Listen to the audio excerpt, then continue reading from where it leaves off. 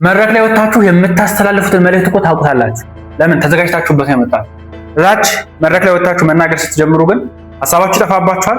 ድምጻችሁ መንቀጥቀጥ ይጀምራል። ልባችሁ በጣም መምታት ትጀምራለች። ሰውነታችሁም ይርበተበታል፣ ላብላብ ይላችኋል።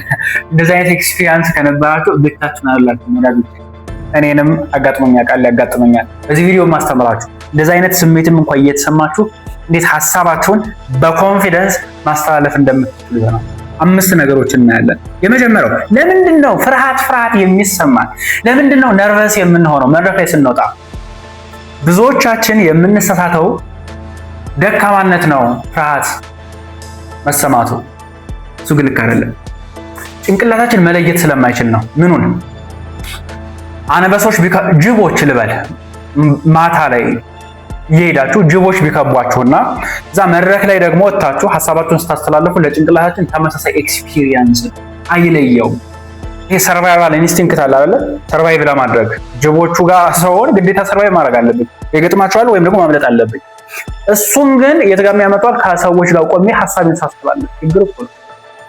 ስለዚህ ዲል ማድረግ አለብኝ ማለት ነው። ሰዎች እኮ አይበሉኝም፣ ጅቦቹ ግን ይበሉኛል። ስለዚህ ጋር ዲል ማድረግ አለብኝ ማለት ነው።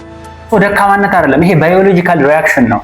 ለምን በቃ ሰው ጀጅ ሊያደርገኝ ይችላል። ስለዚህ ሰርቫይቭ እንተና ከተቸኝ ደሞዝ ሊቀንሰው ይችላል። እንተና እንተን ካሉ ጎረቤት ላይ የሆነ ከመኖር ጋር ሰርቫይቭ ከማድረግ ጋር ስለምናገናኘው እናሱ ደግሞ ችግር አይደለም፣ ኢትስ ኦኬ። ስለዚህ እንዴት ልናድርገው? ሁለተኛው ሰውነታችንን ነው ማኔጅ የምናደርገው፣ አካላችንን። ምን ይባላል? ካልም የሆነ አካል ካለን ድምጻችንም ካልም ይሆናል። እንዴት እናድርገው? መጀመሪያ ብላችሁ ቆማችሁ ከሆነ ፕሬዘንት እያደረጋችሁ ያላችሁት ፊት ለፊታችሁ ሰዎች አሉ። 50 የሚሆኑ 100 የሚሆኑ 200 አይ ዶንት ኬር ብዙ ሰዎች ናቸው ብዬ ላስብ። ስትቆሙ ይሄ መሬቱን በትክክል እርገጡት። መስማት ያስፈልጋል። በነገራችን እርገጡት። ያው ተቀምጣችሁም ከሆነ ልክ እንደዛው ማለት ነው። እናንተ ብዙ ሰዎች ልትሆኑ ትችላላችሁ። ቀስ ብላችሁ አየር ታስገባላችሁ። እሱ ደግሞ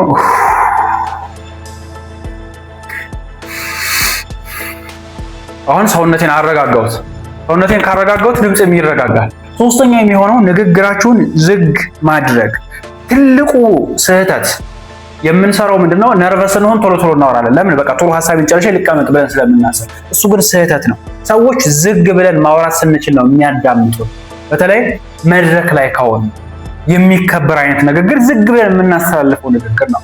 ቶሎ ማውራ ከሆነ እንደፈራሁ ያሳያል። ለዛ ነው ሰውነቴን ካልም ሳደርገው መጀመሪያ ድምፄንም ካልም ማድረግ ስለሚችል ትናንቴን ዝግ ማድረግ እችላለሁ። በተቻለ መጠን እሱን ማድረግ ትጀምራላችሁ። አረፍተ ነገራችሁን ስትጨርሱ ከዛ ትቀጥላላችሁ። ይሄን ሞክሩት።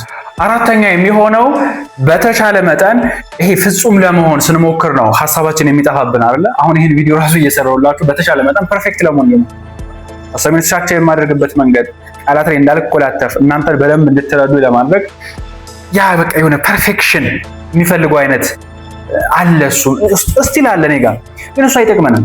ኮሚኒኬሽን ክሊር እንዲሆን ነው እንጂ ፐርፌክት እንዲሆን አይደለም የሚመከረው።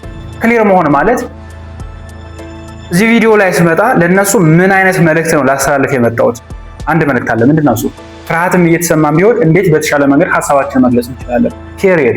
አንተም መድረክ ላይ ወጥተህ ሐሳብን ስታስተላልፍ፣ ስብሰባ ላይ የሆነ ቦታ ከሰዎች ጋር ኮሚኒኬት በምታደርግበት ወቅት what is your one thing? አንድ ነገር ምንድነው ኮሚኒኬት ማድረግ የምትፈልገው? እሱን ለይቶ እሱ ጋር ኮሚኒኬት ማድረግ ነው እንጂ ፐርፌክት ልንሆን አንችልም። ማንም ፐርፌክት አይደለም፣ ማንም ፍጹም አይደለም። እንዲሁ መናገርን ነው ፕራዮሪታይዝ ማድረግ ያለብን ብዬ ነው የማስበው። ለምን የማንሞክርበት ምክንያት እኮ እሱ ነው አይደል ወዳጆቼ? ከኮሚኒኬሽን ወጣ ብንል ስራ ላይም እኮ በቃ አንሞክርም አይደል? ብዙ ጊዜ ለምን ማንሞክረው? ሁሉም ነገር ተሳክቶ ሁሉም ነገር ፐርፌክት ሆኖ እያንዳንዷ ነገር ያ እስኪመጣ ነው የምንጠብቀው። ነው እንደዛ ግን የለም። እንደዛ አይነት ሞመንት አለ የለም እኮ ባለህ ነገር ነው የምትጀምረው። ንግግርም ተመሳሳይ ነው። ኢቨን አሁን ይሄን ቪዲዮ ሪከርድ ሳደርግላችሁ እኔ የተሻለ ካሜራ የተሻለ ስልክ ኖሮኝ እኮ አይደለም፣ ባለኝ ነገር ነው እየቀረጽኩላችሁ ያለው። ለምን መልእክቱ እንደሚጠቅም አውቃለሁ፣ እኔ ጋር ያለው ነገር። ስለዚህ ለምን የሆነ ትልቅ ነገር ይመጣል እኮ የሚመጣ ግን ቆይቶ ነው ያ ነገር እስኪመጣ ጥብቅም ነኝ። በቃ ንግግርም እንደዛ ነው። እኔ እኮ መጀመሪያ ስጀምር ራሴ ኮሚኒኬት ማድረግ፣ ሰዎችን ማስተማር። አሁን ሰዎችን ኮች አደርጋለሁ እኔ ሙሉ ሁኝ እኮ አይደለም ሰዎችን ኮች የማደርገው አይደለም እኮ አይደል? ምናልባት ይሄን የምትመለከቱ ሰዎች ካላችሁ እኔ የማስተምራችሁ ልጆች እኔ ፐርፌክት ነኝ እንዴ? አይደለሁም እኮ ብዙ ነገር እሳሳታለሁ። ብዙ ነገር መማር አለብኝ፣ ማወቅ አለ።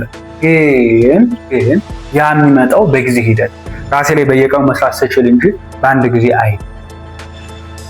ስለዚህ ወዳጆቼ እናንተም እንድታደርጉልኝ የምፈልገው ፐርፌክት መሆን አይጠበቅባችሁም። ካለቃችሁ ጋር ስታወሩ ስብሰባ ላይ ሀሳባችሁን ለመስጠት የእናንተ ሀሳብ በቃ ማግኔቲክ መሆን የለበትም። ያ የሚሰማህን ነገር ስሜትህን፣ ሀሳብህን ነው መግለጽ መቻል ያለብህ። እሱ እንድታደርጉልኝ ይፈልጋሉ። አራተኛ ላይ አምስተኛና በዋናነት ደግሞ ለውጥ ማምጣት የምትፈልጉ ከሆነ በየቀኑ ለአንዳንድ ደቂቃ ውሏችሁን እስኪ ድምጻችሁን አሰምታችሁ ለራሳችሁ ንገሩ። የምታወሩት ጓደኛ ካለ ቤተሰብ ካለ ለእነሱም ኮሚኒኬት ማድረግ ትችላላችሁ። ከዛ ውጭ ግን እስኪ ለራሳችሁ መናገር ትችላላችሁ። እንዴት? ሳታቋርጡ።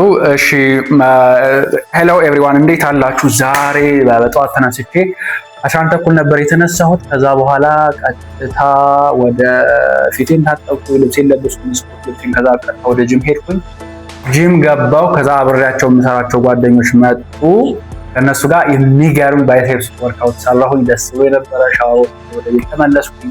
ቁርስ ከበላሁ በኋላ ስራ ነበረኝ፣ ስራዬን ጀመርኩ። ሊሆን ይችላል ብቻ አያን ፐርፌክት አይሆንም። አሁን እየሰማችሁ ነው።